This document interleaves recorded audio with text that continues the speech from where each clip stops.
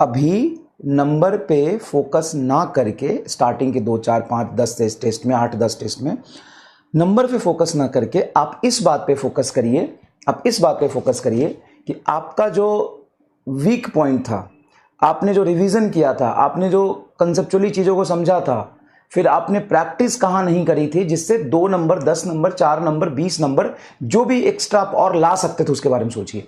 आपके नंबर अगर 580 आ रहे हैं तो आप सोचिए कि 610 कैसे लाया जा सकता था। उस पेपर को एनालिसिस करिए और बार बार उस नंबर पे फोकस ना करके आप अपने इंप्रूवमेंट पर ध्यान दीजिए। मेरी बात समझिए। अगर अभी से पैनिक हो जाएंगे, अभी से घबराएंगे तो चीज़ें ठीक नहीं होंगी। और दूसरी बात, ऐसा नहीं है कि अगर आपके 610 आ रहे हैं तो सीधा आप 690 के बारे में सोचें, नहीं। अगर आपके 520 आ रहे हैं तो आप 620 के बारे में सोचें, नहीं। आपके नंबर जितने भी आ रहे हैं उसमें 30 नंबर और आ सकते थे क्या, इसके बारे में सोचिए। जितने भी, अगर आपके नंबर x मार्क्स आ रहे हैं, कितने आ रहे हैं, x मार्क्स आ रहे हैं, क्या +30 मार्क्स और आ सकते थे?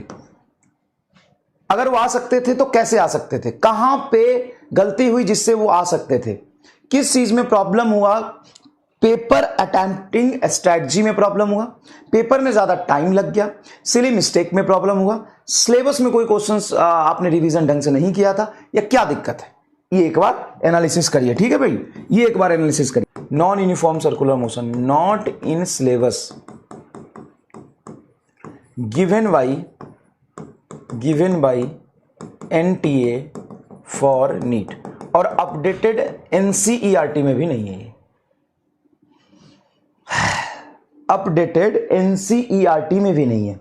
सर क्या non uniform circular motion not in a syllabus given by NTA for NEET, और NCERT में भी नहीं। लेकिन कुछ भरोसा नहीं है NTA का, और पता नहीं वो क्या करे, कैसे करे, तो ये वाली चीजें हम कर लेंगे।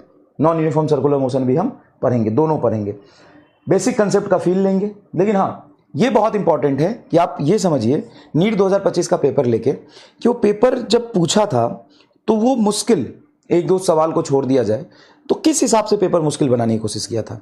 तो आप देखेंगे कि नीट 2025 का जो पेपर था वो मुश्किल बनाया था लैंग्वेज के बेसिस पे, वो मुश्किल बनाया था कैलकुलेशन के बेसिस पे, वो मुश्किल बनाया था, उसमें डेटा और यूनिट ऐसा रखा था जिसमें आपको फॉर्मूला मल्टी कंसेप्ट थे, 1, 2, 3, 4 सवाल।